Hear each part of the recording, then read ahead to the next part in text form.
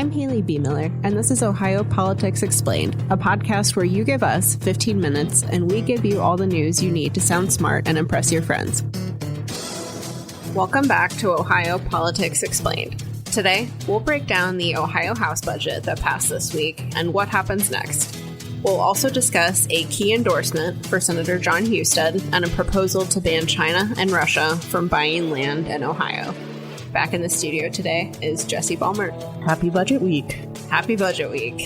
And let's dive right into it. Arguably the most exciting topic in state government. The House passed a 2-year plan this week that would change how schools are funded, help pay for a new Cleveland Browns stadium, and cut Medicaid expansion if federal funding drops below a certain level. Republicans are also using this budget to take aim at transgender rights. Under their plan, Ohio would recognize only 2 sexes and ban menstrual products in men's restrooms. The budget is only, 5,000 pages. What else stood out to you? Yeah, there's really so much involved in this. We had a discussion about public library funding that I think everyone who reads books, which is myself included, but everyone got really involved in that debate.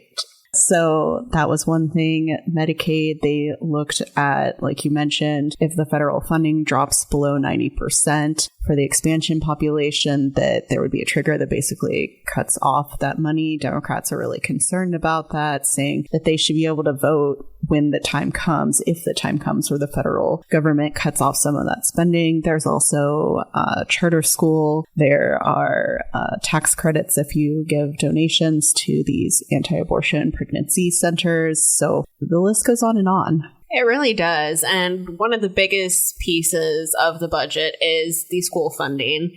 And that is very complicated, as we learned this week. House Republicans say that their budget increases funding for all schools over the next 2 years. And on paper, it does, but they also want to get rid of the bipartisan school funding formula that Ohio enacted in 2021. And when you take that into consideration, schools say they're actually going to be losing a lot of money under this plan. Yeah, so there's 2 big things about the school funding plan that Haley and I dug into. The first is there was this 6-year rollout of this fair school funding plan, but because the state budget only is done every 2 years, it was really 3 years of 2-year budgets of this rollout. And Republicans got to this year and were basically like, hey, property taxes have gone up dramatically. This is going to cost us $1.8 billion. We're going to make sure schools aren't losing money, but we're not going to implement this plan. Now, education advocates, public schools are saying this is money that we were counting on. This is money that is not pie in the sky. Let's give teachers a $100,000 salary kind of money. This is what we think is needed to educate children. So that's one aspect of it. The second part is this kind of property tax idea that popped up in the House version of the budget, which says that schools can carry a surplus of up to 30%, and anything above that, there would be a mechanism for people in that area to receive some sort of refund or money for their property taxes. And so House Republicans are calling this a really big property tax break, and Democrats are saying this is on the backs of schools, that they need these reserves to continue operations or build property or, continue educating kids. Yeah, and the property tax issue has been a big one over the past couple years. There was a committee last session that looked at this. It was Republicans and Democrats. They came up with several recommendations. A lot of bills have been introduced to tackle property tax reform. And this idea seemingly came out of nowhere. This is not really something that's come up before. People have talked about, maybe expand the homestead exemption or enact what's called a circuit breaker, which basically is targeted toward people who pay way too much of their income on their housing. So we'll see what happens with this in the Senate, which, leads me to my next point. We are still so early in this process. The Senate will do their thing next, come up with their own budget plan, and then basically everyone's going to go back to the drawing table, figure out all their differences, and decide what to send to DeWine. Right. And at that point, Mike DeWine can line item veto a variety of things. And so that's certainly relevant in the Browns stadium discussion, because he really wanted to pay for this with an increase in sports gaming tax. And the current proposal is a bond project. And that even got a little interesting on the House floor. On Wednesday, there was a Republican who put forth a proposal that would have prevented loans for professional sports stadiums or professional sports teams. And that got only voted down by one vote. So it'll be interesting whether those kinds of numbers come back if this does need to be a veto or a veto override. And now the Bengals want money. Right. I mean, we do have 2 professional sports teams in the state of Ohio, even if Ohio State football is the professional team in my heart.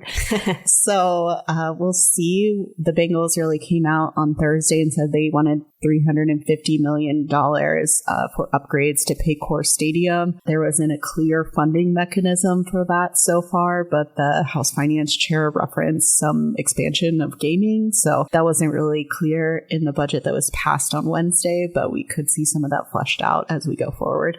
Let's pivot to Jon Husted. Ohio's newly minted senator was endorsed this week by President Donald Trump.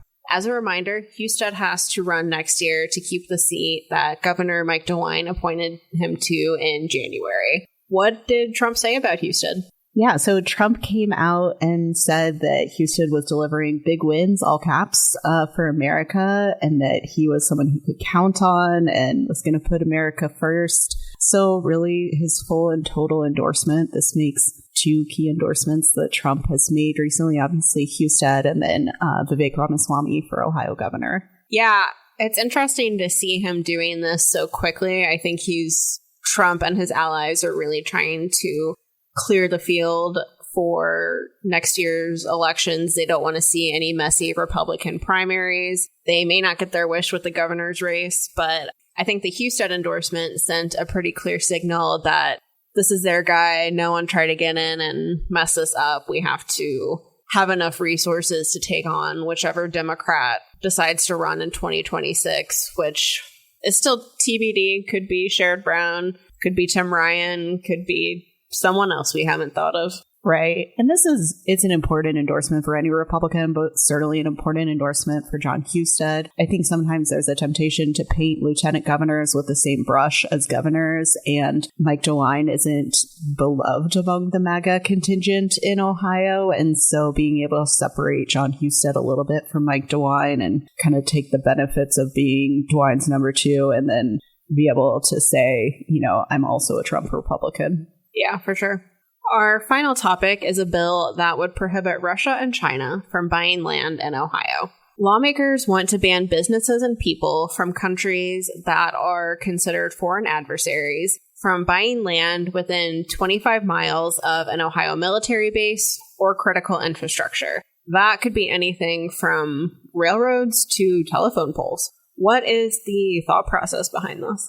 Yeah, so this effectively becomes like a de facto ban on people who are from those countries buying property in Ohio. And the logic is these are countries that are adversarial to the U.S. There has been concern from both Republican and Democratic administrations about China. There have been instances where there's been like stealing of intellectual property from American companies, from individuals from China, or people who are like closely aligned to their government. So the thought process is, let's protect American land and infrastructure. This is something that's being pitched in a lot of different states, like I think 37, certainly more than 30 states. So it is kind of like a targeted effort to go at foreign policy at the state level, which is kind of an interesting concept. What if you're just like a Chinese immigrant who moved here for a job and wants to buy a house? Yeah, so if you are a citizen of the U.S. or if you're a dual citizen, you'd be able to buy property, but otherwise you would have to rent or lease property. And so that is one of the criticisms of the bill, is that this could affect anything from Chinese companies that want to do business in Ohio to maybe, Cleveland Guardians players who are from Cuba, which is a country that's also on that list. Interesting. Have there been any other issues pointed out by opponents of this, or is that the big one? I think those are the two big ones. There's a little bit of a difference between the House bill and the Senate bill in this instance. And the House bill basically says if you're a company or a person who's already living in Ohio when this bill takes effect, you could continue to do so. The Senate version has like a 2-year divestment period. So like within 2 years, you might have to sell your property. And the senator, when he was talking to committee, was saying, this is important that they take a hard line on that. When I talked to the House representative who proposed this bill, said that was going to be a hard vote for people to take. It was going to be potentially hard to get the bill across the finish line with that kind of language. I guess we'll see what happens. And one more thing before you go. If you want to relive Ohio's House Bill 6 scandal, tune into HBO on Tuesday night. A new 2-part documentary called The Dark Money Game will highlight the Ohio case in its first episode. And our very own Laura Bischoff was among the people interviewed. Yeah, Laura Bischoff, HBO star. Definitely check it out. It's interesting.